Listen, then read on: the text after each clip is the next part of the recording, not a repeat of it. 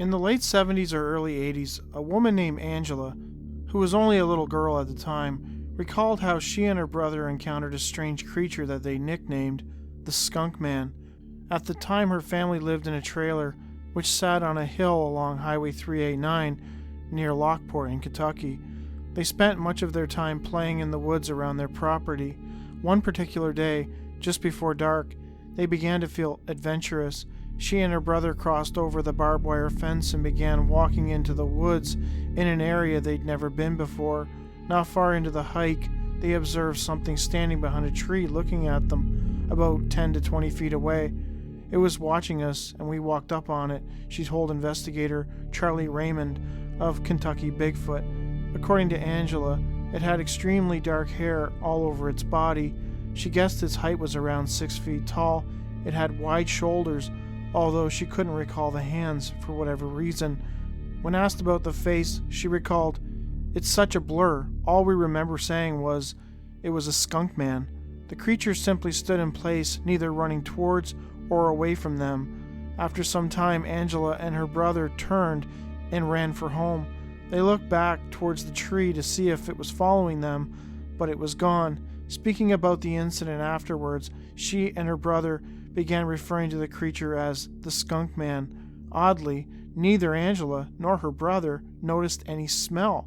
The reason for calling it the Skunk Man was because something about it reminded them of a skunk. Granted, she knew it wasn't a skunk. Skunks didn't walk on 2 feet, nor did they grow to the size of the creature they observed. About the possibility of it being a bear, Angela didn't think so. What I remember, it did not look like a bear. I also would think a bear maybe would have chased us too. After the sighting, Angela and her brother never went to that side of the hill again. 1996, Fresno, California, a gang member is followed into an alley and murdered. What happened next is absolutely bizarre. In May 2017, a man named Alvin called into the Coast to Coast radio show wanting to tell his story of what happened back when he was in high school. He admitted that he had cold feet about telling the story, given the nature of what happened, yet he still wanted to tell it. According to him, in 1996, he, along with his cousin, were heavily involved in the California gang lifestyle. The life he and his friends were living was similar to what was depicted in the movie Boys in the Hood. He recalled that one day, he and his cousin were at a spot hanging out with other members of the gang. There was an Asian gang that they often sparred with. On this particular day, one of the Asian gang members began mouthing off to them, and at one point he flashed his gun at them. Alvin's cousin decided that he wanted that gun and decided to follow this gang member. Alvin tagged along. Eventually the man turned down an alley. Alvin and his cousin followed him. The cousin pulled out his gun and shot the man dead.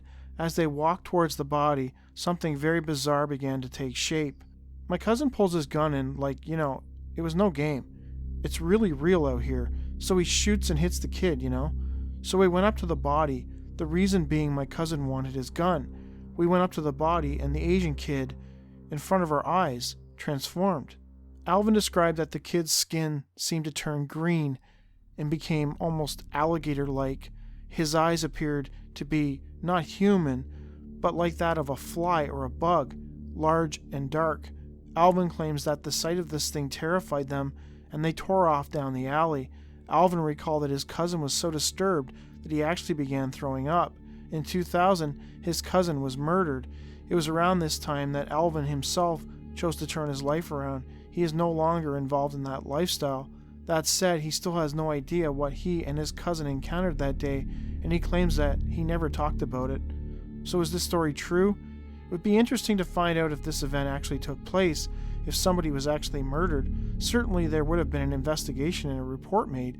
At least I think so. If this event happened exactly as Alvin claims it did, then what was going on? It's possible that they were on drugs, but if so, it still doesn't explain how both saw the same thing. Also, what happened to the body? If it really did morph into a reptilian-like being, then certainly this case would have made the news.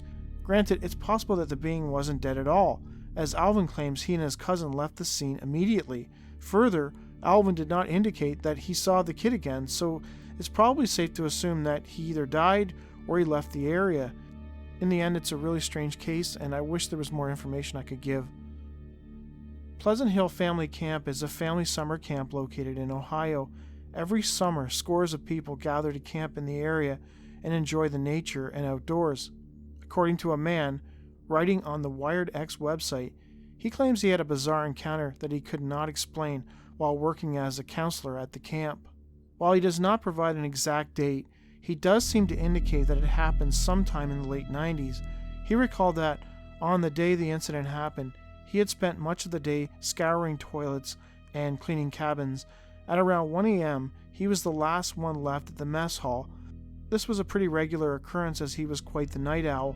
He finished his cup of cocoa and proceeded to lock the place up and make his way back to the staff cabins. The night was clear and cool, he recalled. A 16-foot pole with a lamp attached helped provide the light he needed to maneuver the path. As he walked along, looking up into the night sky, he suddenly realized that he was not alone, that somebody was walking down the path towards him. I noticed a young woman walking towards me. She was approximately 18 years of age. Her hair was long and brunette. She wore cut-off jeans and a striped halter top. As a camp counselor, it was my responsibility to greet all campers with a helpful word. "Hi, how are you?" I asked pleasantly. She did not speak, and so I assumed she did not hear me. She walked closer, her expression without emotion.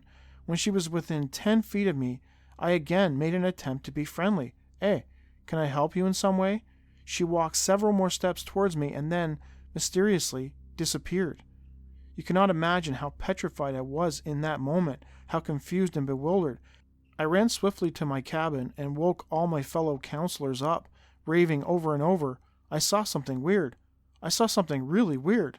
Not long afterwards, the man was told of how a young woman had been murdered while camping along the lake, and that the apparition he encountered may have been her spirit lingering in the camp.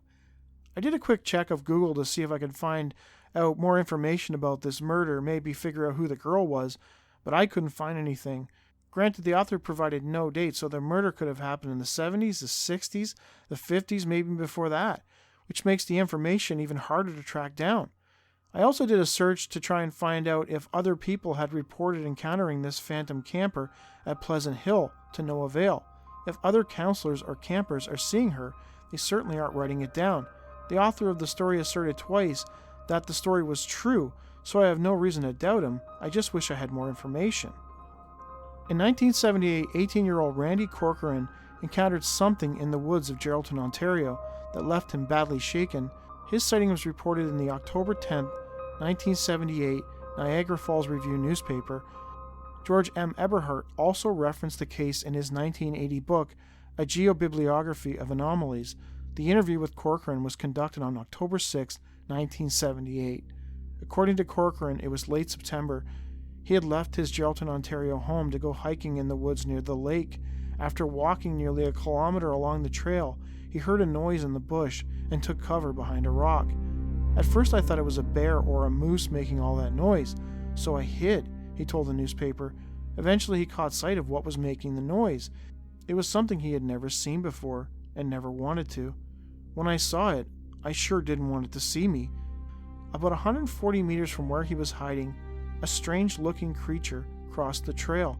Corcoran claimed that it was human-like, standing around 7.5 feet tall and covered in long, reddish-brown hair.